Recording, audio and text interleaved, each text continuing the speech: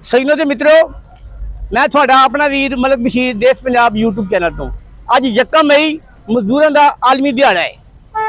अज Chicago के शहीदों को असी सुरख सलाम पेश करते हैं। तो पाकिस्तान के विच अज जरा साडे मजदूर तबके का हाल आ उत्ते असी गलबात करांगे। अज साडा सरकारी मुलाजिम लीव इन कैशमेंट पेंशन ते नजकारी तो परेशान है। दूजे पासे साडा फैसलाबाद इत्थे संतां दी बंदिश हो गई है, लूमा बंद पईयां ने। आए रोज़ गैस बिजली की कीमतों च वाधा, पेट्रोल दी कीमतों च वाधा, गरीब आदमी परेशान है, बल्कि परेशान हाल है तो कोई उन्होंने पुछण दस्सण वाला ही नहीं कि साडा मुल्क। ते दूसरे पासे देखने तो कहते साडे मुल्क उच्ची उड़ान च, उच्ची उड़ान च मजदूर बेचारा अज रोटी टुक टुक तरस रहा है। अज जो फाका कशी ते मजबूर है। तो साड़ी हुकूमत पाकिस्तान को यह अपील है कि खुदारा कोई मुस्बत लेबर पॉलिसी बनाओ, संतां चालू करो, बिजली ते गैस दी कीमत घटाओ। बल्कि क्यों घटान, IPP से उन्होंने अपनियां वा सारे जो असैम्बली बैठे ने। अज मजदूर परेशान है, उन्होंने कोई पुछण दस्सण वाला ही नहीं। हमेशा वो कौमां तरक्की करदियां जिहड़ियां अपने मजदूर ते अपनी पब्लिक दे नाल खलोनियां। साडा शराफिया इलैक्शन तो बाद साडी गल नहीं सुनदा, एलीट क्लास के लोग साडी गल नहीं सुनते।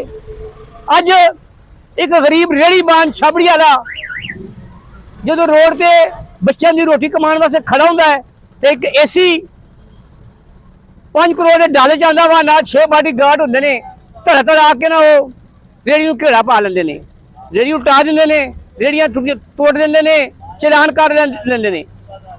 तो दूसरे पासे पेट्रोल माफिया, शुगर माफिया, चीनी माफिया, उन्होंने पुछण दस्सण वाले को नहीं। जेडे अरबां रुपए दी दिहाड़ियां लांदे ने उन्हें पुछण दस्सण वाले को नहीं। तो टमाटर का तो सब्जियों का रेट करते फिरदे ने AC साहबान। वाह जी वाह, क्या बात है। हाँ जी, साडे इस मुल्क दे विच अज पुछण दस्सण वाले कोई नहीं। जिहड़ा बंदा कोई गल करदा वा उन्होंने शामी ये होंदा कि मेरा दरवाजा खटकेगा तो पुलिस का डाला आ जाएगा। खुदारा किहड़े पासे तुर पे हो? सवेर ते निकले 1200 रुपए का तेल फूक लिया ते रुपया 1000 फड़िया रक्शे ते। अब मेरे नाल भाई रक्शे वाले इन्होंने गल कर दिया, भाई दसो जरा इत्थे। सर जी सवेर का 1200 रुपए का तेल फूक लिया, सवेर का 1200 रुपए का तेल रक्शे ते 1000 रुपया फड़िया वा। तो शाम को की बच्चों लिए लैके जाना तो की असीं कमाउणा तो की खाना। बिल लो बिजली का 8-8 हज़ार रुपया आउण डिया, गैस का 5-5 6-6 हज़ार आउण डिया, किराए का मकान आ।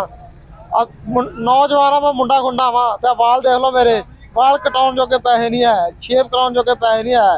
रोह का गिलास पीना सी वो नहीं पीता भी 70-80 रुपए का पीना पैना यार, की पीना। चलो दुध ले जाएंगे शाम को किलो घर। आ हालात होए पे मजदूर बंदे दे। मेहरबानी है कुछ एहतियात करो, कुछ ख्याल करो। नौजवान मुंडे असी 6 बाल नहीं कटा सकते, इत्थे तक नौबत पहुंच गई साडी।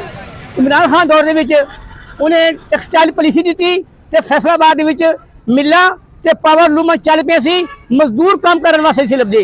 अज ये हाल है कि साडियां फैक्ट्रियां साडियां मिलां बंद ने ते मजदूर बेचारे परेशान ने, बेरोजगार फिर रहे ने, मरन तो तंग होए। बिजली जड़ी है हर रोज महंगी हो रही है, गैस भी महंगी हो रही है, गैस भी नहीं आती ते बिजली भी नहीं आती ते बिल दस के आते ने।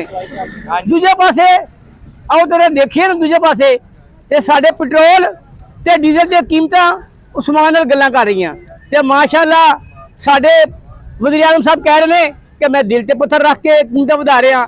सिर ते पत्थर रखो तो थोड़ी मर्जी आ, दिल ते पत्थर रखो तो थोड़ी मर्जी आ। पर साडे गरीब लोग तो बहुत परेशान ने, ये तो रोटी नूं तरस रहे ने। सवारी कहती असीं तेरे 20 रुपए आ, जो मर्जी कर लो, जिन्ना मर्जी तेल महंगा है। सवारी कहती 20 रुपए देने आ, 50 ही देने आ, 500 ही देना, 200 ही देना वा। भावें शाहकोट सवारी लाई होवे, असीं किधर नूं जाइए दसो सानूं। अज जे मजदूर मेहनत कश उठ खड़े होए तो फिर न रहेगा बांस ते न बजेगी बांसुरी। दोनों काम खत्म के जिवे जिवे पाकिस्तान, जिवे सोना देश पंजाब।